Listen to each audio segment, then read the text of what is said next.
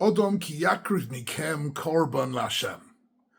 Parshas Vayikra, the beginning of Torah's Kohanim, a new sefer in the Chumash, introduces us to a whole new world, the world of the Kohanim, the korbanos, the Beis HaMikdash, a world which on the one hand is familiar to us from the Psukim, but on the other hand is really something which we don't fully grasp or understand because it's part of the ancient world, something which we hope to be reinstated one day in the future.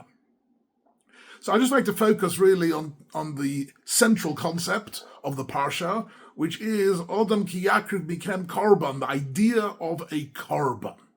And the idea of a korban, often translated as sacrifice, I think that translation misses the point to a certain extent. That the word korban clearly, the Mefarshim say, relates to the idea of lehit karev, to become closer. That the whole point of all of the korbanos, everything, all that is described in the whole of Sefer Vayikra with regards to the Avodah and the Beis HaMikdash has really got one goal, and that is to become closer to HaKadosh Baruch Hu. What exactly does that mean? So, of course, being close is not necessary. It is initially we think of it as a geographical concept, whether you're distant or you're close, the proximity in terms of distance, but actually it means something else completely. It's got to do with your spiritual and emotional state of being. You can be very close to a friend who lives at the other side of the world. It's got nothing to do really with physical proximity. And similarly, lahavdil is our connection to HaKadosh Baruch Hu. There are moments in our lives where we feel closer to Hashem and moments that we feel more distant. So the point of bringing a korban was to be a peak moment of kirvat Elokim. As David HaMelech says in the Tehillim, Kirvat Elokim li toiv, the ultimate toiv in life, the ultimate great moment in life is to feel close to HaKadosh Baruch Hu in so many different ways. And this can manifest itself in lots of different aspects, and each different korban highlighted a different aspect. Some korban was an atonement for something where we feel we've done something wrong. Some korban was a celebration, a korban todah, in order for Thanksgiving. Some korbanos were just generally in order for inspiration, get uplifted.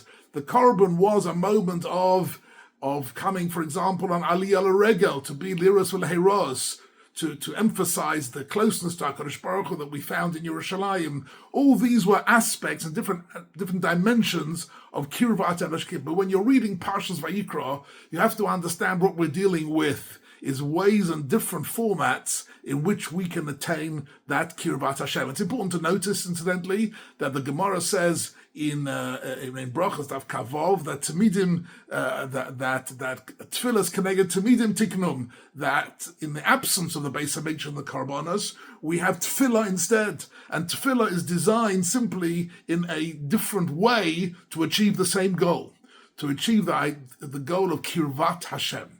That when we're davening to HaKadosh Baruch Hu, we're trying to achieve that same spiritual purpose, and hence the pasuk in Ashrei.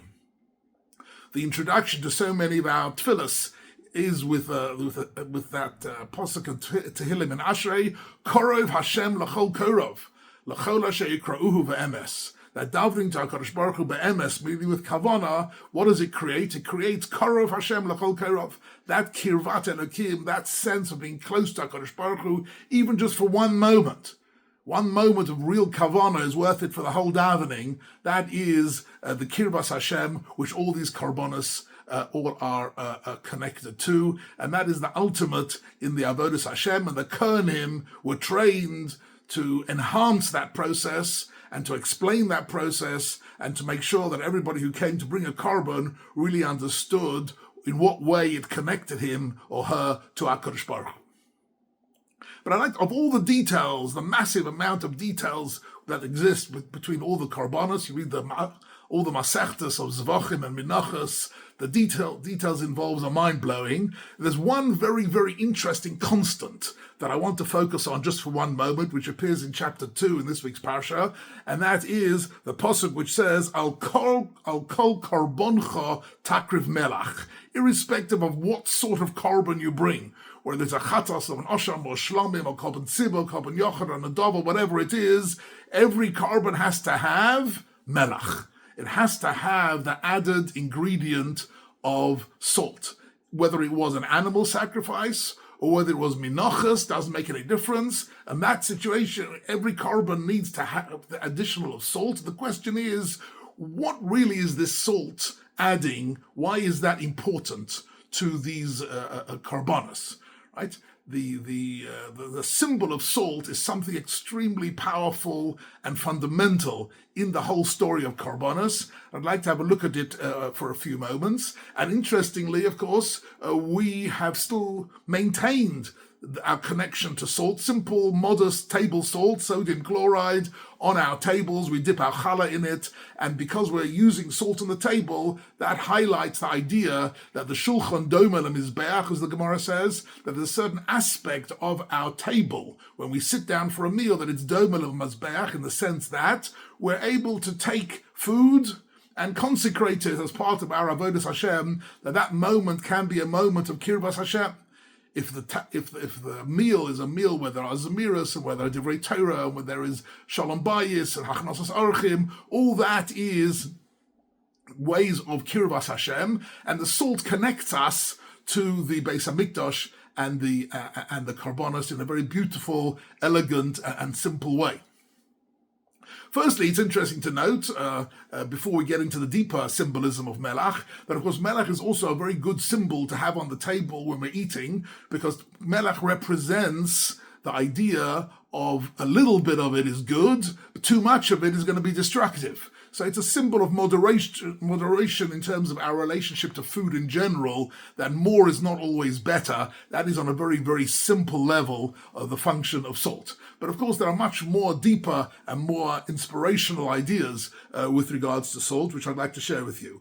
One of them comes from Rabbeinu Bachaye, and also the Abarbanel, who speaks about the idea that salt is really one of the only essential foods which doesn't spoil or decay. It is permanent.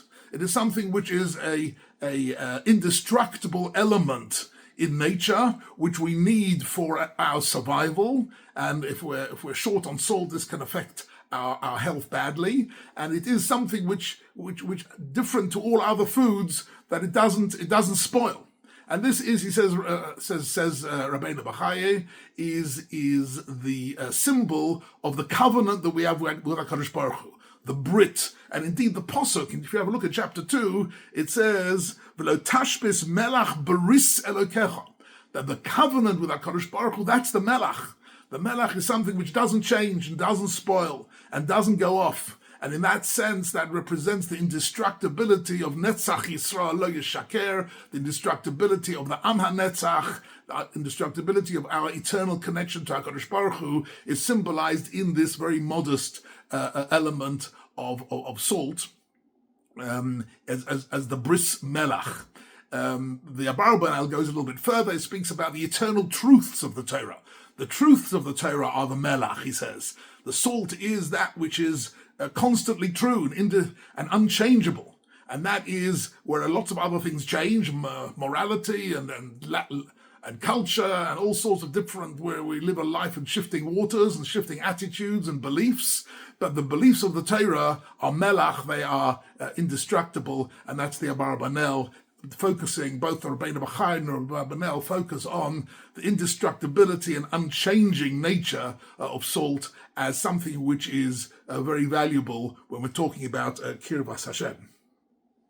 There are Medrash in the Zohar, also here in the Ramban, takes us into a different area of symbolism, which is very fascinating, and that is that in the symbolism of Kabbalah and the Medrash, we find that the balance, the cosmic balance in the world, is the balance between din and rachamim. The balance between the din of HaKadosh Baruch Hu, the absolute law of HaKadosh Baruch Hu, the din which is the din in the Torah, but it's also the din in the Bria.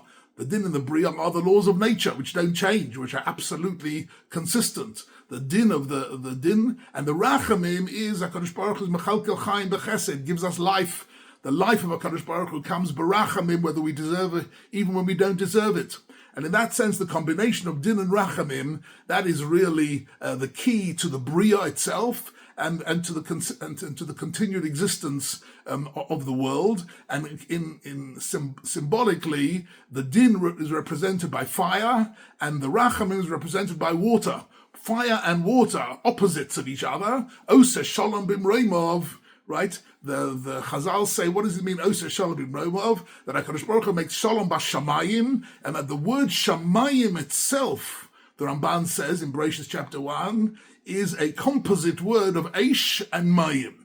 That HaKadosh Baruch Hu can bring together Eish and Mayim and create Shamayim, that really is symbolized. So Ramban brings it down here in Vayikra, that it's symbolized in salt. Why salt? Because it's the fire of the sun acting on the seawater, which evaporates the water and creates the salt. The salt is a product of the harmonious interaction between the fire and the water in this world, and therefore, in that sense, that is producing the salt, which is the eternal guarantee of the continuation of the world. This is the Melach Bris of HaKadosh Baruch Hu. The Malbim goes even so far as to say that it's talking about the bris to mankind, the bris given to Noach, that the existence of mankind on planet Earth is dependent on this balance between din and rachamim, between mayim and aish, and in that sense, the salt represents something extremely valuable and extremely powerful. There's lots of mystical ideas here between Mayim Alyonim and Mayim Tachtonim, which is maybe beyond our discussion for today. But certainly we find very beautifully in the Parsha that we're talking about ways to get closer to HaKadosh Baruch Hu, Kirvas Hashem, sometimes during times of simcha, during times of difficulty, to find ways in which we can come closer to HaKadosh Baruch Hu. This was the whole idea of the korban, and the melach was something which was a constant. Every time we wanted to come close to HaKadosh Baruch Hu, we are connecting to the eternal link of the melach baris elekecha, and that is really the bracha which we need in every generation, which is emphasized in this week's parsha, V'chein Yirot